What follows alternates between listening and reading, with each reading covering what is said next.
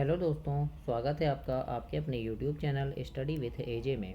इसमें आज की वीडियो में मैं आपके लिए लेकर के आया हूँ आपकी एड ग्रेड अभ्यास पुस्तिका, जो आपकी गणित विषय की है और ये कक्षा 5वीं के बच्चों के लिए काफ़ी ज़्यादा महत्वपूर्ण है। और आज इसमें हम देखेंगे आपके गणित में गणित की वीडियो और आपकी हिंदी की वर्कबुक, आपकी अंग्रेजी की और पर्यावरण की वर्कबुक चैनल पे करवा दिया है। तो चैनल पे जाकर के उन सारी चीज़ों को ज़रूर देखिएगा। आज की इस वीडियो में हम देखेंगे पार्ट 6 आपका मैं तेरा गुणनखंड गुणज तू मेरा, इसके बारे में जानेंगे और इसमें क्या क्या चीज़ें दी गई है, कैसे कैसे गणित इसमें दिए गए हैं आपको करने के लिए, ये सारी चीज़ों को हम इसमें देखेंगे दोस्तों। यहाँ पर जैसे दिया गया है, देखो यहाँ पर एक उदाहरण दिया है, प्रश्न एक इस प्रकार से लिखा है। तो यहाँ पर क्या करते हैं, हम इसे किस प्रकार से लिखें, ऐसा लिखा है। तो यहाँ पर देखो, यहाँ पर हम इसे लिखेंगे 3 गुणा 4 बराबर 12। क्यों लिखेंगे? क्योंकि देखो तीन यहाँ पर क्या है, तीन क्यारी है ना, 3 क्यारी है और प्रत्येक क्यारी में कितने फल हैं, 4 फल हैं। तो यहाँ पर क्या होगा, 1 2 3, तो हम लिख देंगे 3 और कितने, 3 के गुणा कितने, 4 फल है ना, यानी एक क्यारी में 4 फल, तो 3 गुणा 4 यानी 12 हो जाएंगे। और इसको हम कैसे लिख सकते हैं, 4 धन 4 धन 4, देखो ये 4 धन 4 धन 4 इस प्रकार से, तो भी ये 12 होगा। मतलब जोड़ने के रूप में ऐसा लिखेंगे और गुणे के रूप में ऐसा, इस प्रकार से आप इसे लिखेंगे यहाँ पे हल में। दूसरा प्रश्न है जैसे, तो यहाँ पर क्या लिखेंगे हम, जैसे ये 4 है और ये 4, तो कितने लाइन है, यानी दो लाइन है ना, तो 4 गुणा 2 लिख देंगे, तो 4 दूनी 8। और इसको जोड़ के रूप में हम 2 धन 2 धन 2 धन 2 ऐसे लिख देंगे, तो ये भी 8 होगा। तो ऐसे आपको लिखना है। आगे इसके हम अब प्रश्न देखेंगे दोस्तों। तो प्रश्न में सबसे पहला प्रश्न है जैसे आपका यहाँ पर 12 एवं 18 के दो साझा गुणनखंड क्या होंगे।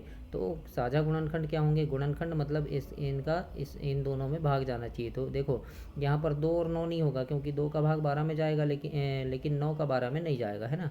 तो यहाँ 3 और 6 इसमें सही आंसर होगा, क्योंकि 3 का भाग 12 में जा रहा है, 3 चौके 12, और 6 यहाँ 3 का भाग 18 में भी जाएगा, 3 छंग 18, 6 का भाग 12 में भी जाएगा और 6 का भाग 18 में भी जाएगा। इसलिए यहाँ पर क्या हो जाएगा, ये साझा गुणनखंड मतलब दोनों के गुणनखंड कौन हो जाएंगे, 3 और 6 हो जाएंगे। तो इस प्रकार से सी नंबर आपका इसमें सही आंसर होगा। तो सी में आप यहाँ गोला करेंगे दोस्तों। इसके बाद आगे देखते हैं हम प्रश्न नंबर दूसरा, 15 और 25 का सबसे छोटा साझा गुणज क्या है। तो यहाँ पर ध्यान रखना, गुणनखंड अलग होता है और गुणज अलग होता है ना। तो गुणज क्या है इसका, 15 और 25 का मतलब 15 के पहाड़े में, गुणज मतलब होता है जो 15 के पहाड़े में आता हो। तो 15 के पहाड़े में और 25 के पहाड़े में दोनों में कौन सी संख्या आएगी। तो देखो 25 के पहाड़े में ये 15 के पहाड़े में ये 15 तो आएगा, लेकिन 25 नहीं आएगा, तो ये नहीं हो सकता है ना। फिर ये 25 है तो ये 15 के पहाड़े में नहीं आएगा, तो ये भी नहीं होगा। फिर ये 45 है तो ये 15 के पहाड़े में तो आएगा, लेकिन 25 में नहीं आएगा, तो ये भी नहीं होगा। अब ये 75 है तो देखो ये 15 के पहाड़े में भी आएगा और 25 के पहाड़े में भी आएगा। तो यहाँ पर क्या हो जाएगा, साझा गुणज इनका ये 75 हो जाएगा, यानी डी नंबर आपका इसमें सही आंसर है। तो गुणज यानी होता है जो उसके पहाड़े में आता हो, है ना, और गुणनखंड यानी होता है कि उसका भाग उनमें जाता हो। मतलब जैसे ये 12 और 18 थे, तो 12 किसका गुणनखंड है, तो 3 का भी है 6 का भी है, यानी दोनों का भाग जा रहा है ना। 18 किसका गुणनखंड है, तो 3 का भी है 6 का भी है, दोनों का भाग जा रहा है। तो इस प्रकार से आप समझ गए होंगे गुणनखंड और गुणज क्या होता है। आगे अभी बहुत सारे सवाल हैं, उनमें और आपको अच्छे से समझ आएगा दोस्तों। तो आइए मेरे साथ आगे बढ़ते रहिए। आइए देखते हैं इसमें प्रश्न नंबर 3 है, 24 एवं 36 का सबसे बड़ा साझा गुणनखंड क्या है ना। तो यहाँ पर है 24 एवं 36 का सबसे बड़ा साझा गुणनखंड क्या है। तो देखो गुणनखंड यानी जिसमें 24 का भी भाग, 24 में भी भाग जाए उसका और 36 में भी जाए, तो ऐसी कौन सी संख्या है, तो 12 है। देखो 12 का भाग 24 में भी जाएगा, 12 दूनी 24, और 12 तिया 36 इसमें भी जाएगा। अब 18 क्यों नहीं है, तो देखो 18 का भाग 24 में नहीं जाएगा, है ना, और 18 का 36 में तो जाएगा, 18 दूनी 36, लेकिन 24 में नहीं जाएगा, तो ये भी नहीं होगा। 36 का 36 में जाएगा, लेकिन 24 में नहीं जाएगा। 24 का 24 में जाएगा, लेकिन 36 में नहीं जाएगा। तो ऐसा कौन सा है जिनका दोनों में जाए, तो वो 12 है ना। तो ए नंबर इसमें आपका सही आंसर है। तो ए में आप ऐसे गोला कर लीजिएगा।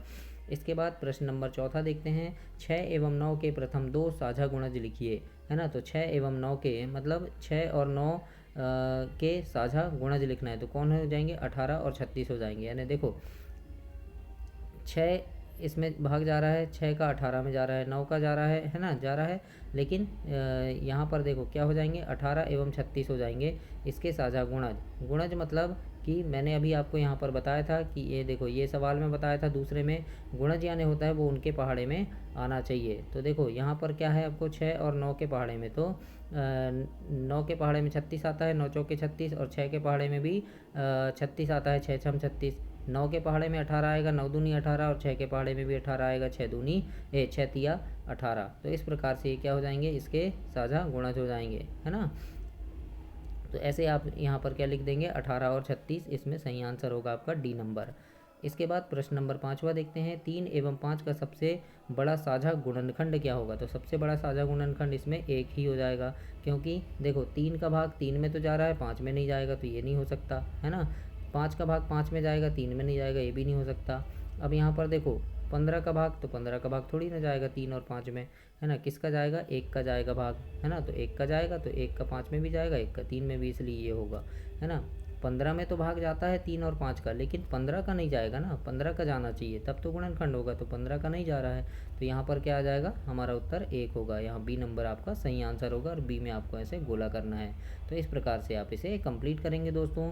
और दोस्तों चैनल को ज़रूर से सब्सक्राइब करना, क्योंकि आपकी जो वार्षिक परीक्षा होगी, इस बार बोर्ड परीक्षा है, और उस बोर्ड परीक्षा के 15 दिन 20 दिन पहले मैं आपके गणित के, अंग्रेजी के, पर्यावरण के, हिंदी के सभी विषय के इम्पोर्टेंट वीडियो की नोट्स जो रहती हैं, नोट्स बनाकर महत्वपूर्ण वीडियो, आईएमपी वीडियो की सीरीज लेकर के आता हूं, जो आपकी परीक्षा में आने वाले काफ़ी महत्वपूर्ण प्रश्न होते हैं, अभ्यास प्रश्न होते हैं, उसमें अभ्यास प्रश्न रहते हैं, उनकी सीरीज लाता हूं कि कौन कौन से प्रश्न आपकी परीक्षा में आने वाले हैं और कौन कौन से प्रश्न आपकी परीक्षा के लिए काफ़ी ज़्यादा महत्वपूर्ण है। तो उन प्रश्नों को देखने के लिए आप चैनल को ज़रूर से सब्सक्राइब करना, ताकि समय पर वो प्रश्न आपको मिल सके और आप उन्हें पढ़कर, उन्हें हल करके बहुत अच्छे नंबरों से पास हो सकें। और मेरी शुभकामनाएं हैं आपके साथ कि आप काफ़ी अच्छे नंबरों से पास हों और बहुत अच्छे से पढ़ाई करें।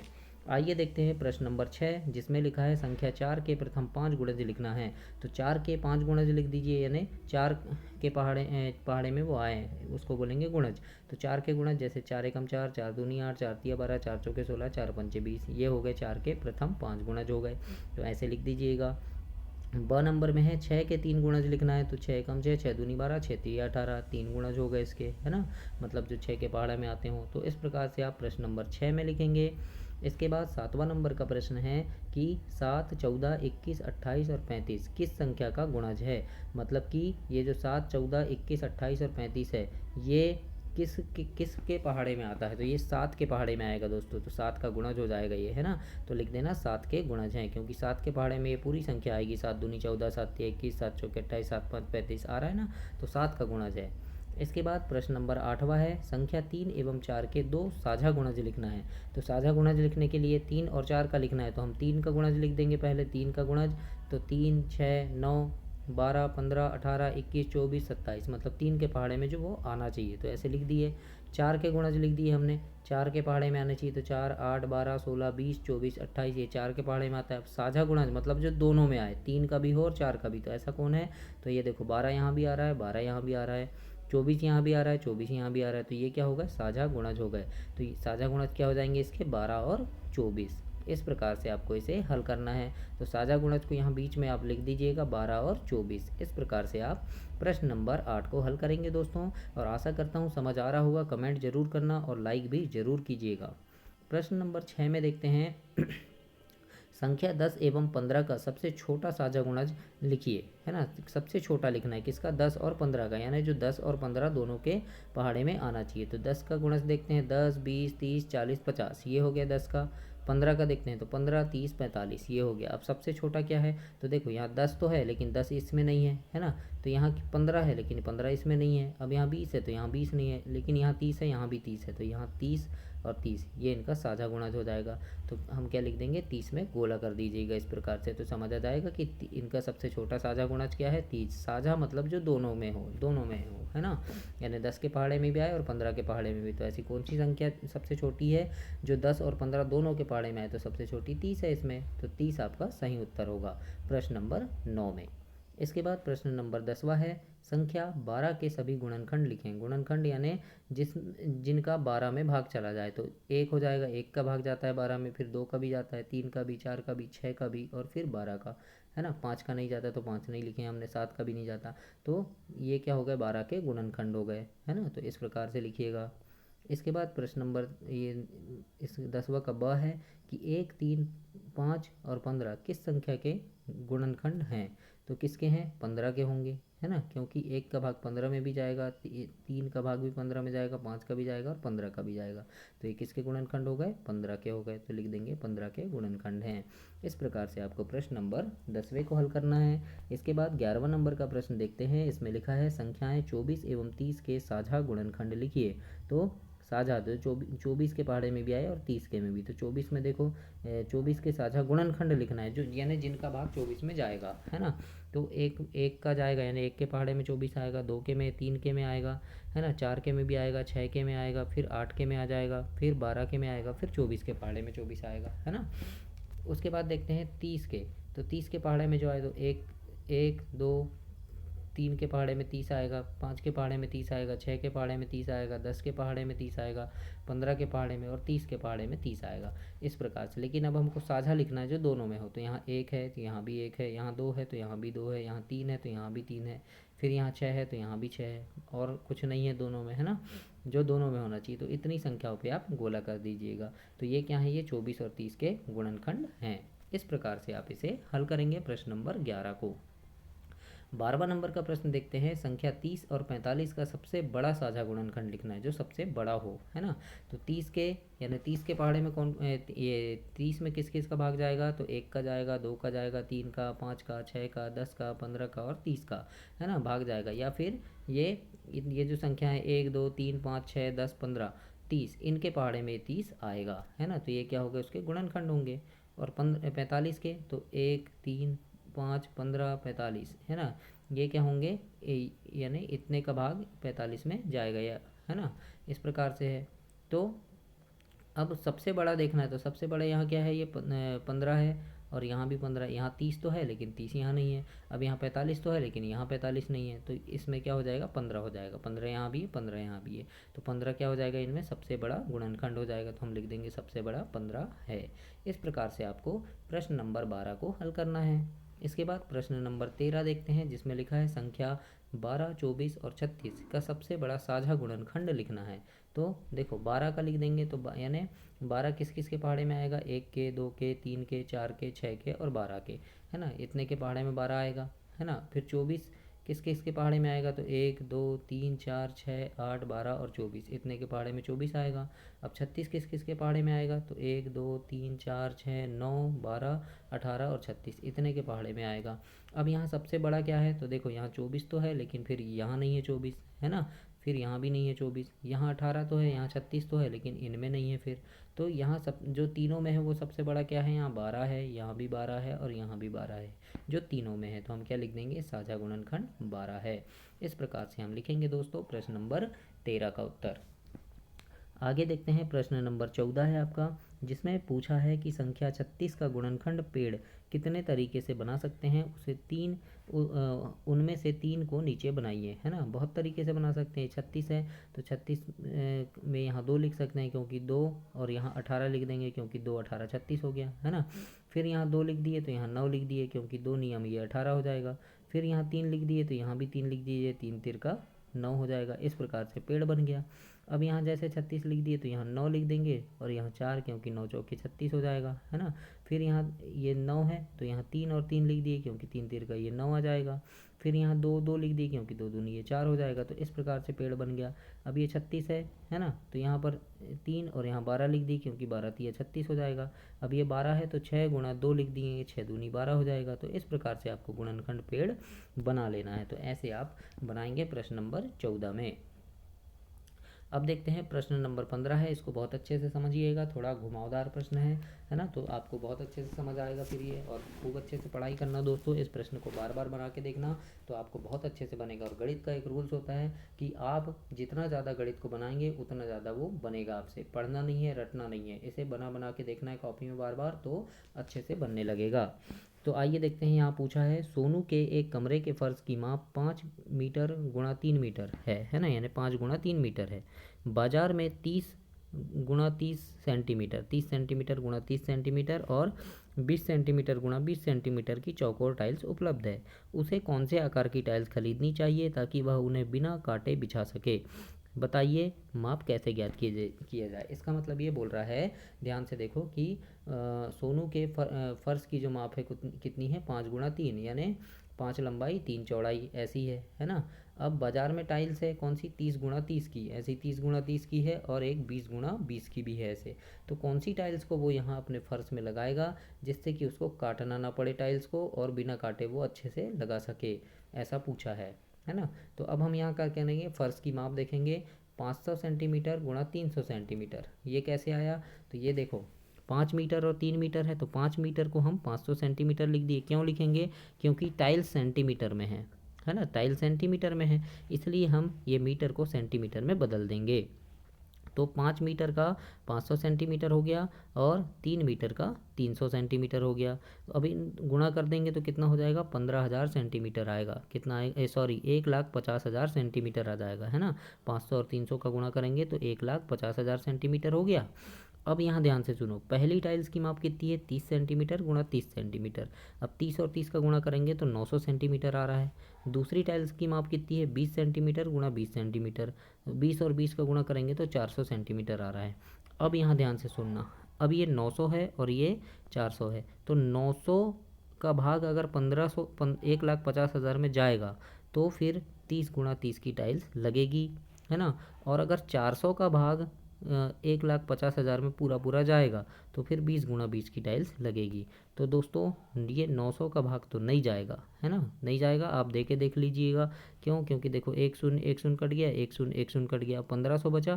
तो 1500 में देखो 9 एकम 9, 9 एकम 9, तो कितना बच गया, फिर 6 बच गया, है ना। 9 छक 54, 9 छक 54, है ना। 9 7 63, 9 8 72, 9 7 63, 7 बार गया 63, 7 बचा, फिर नहीं जा रहा है पूरा पूरा। लेकिन 400 में देखो, 400 में शून्य से शून्य कट गया, तो ये शून्य से शून्य कट गया।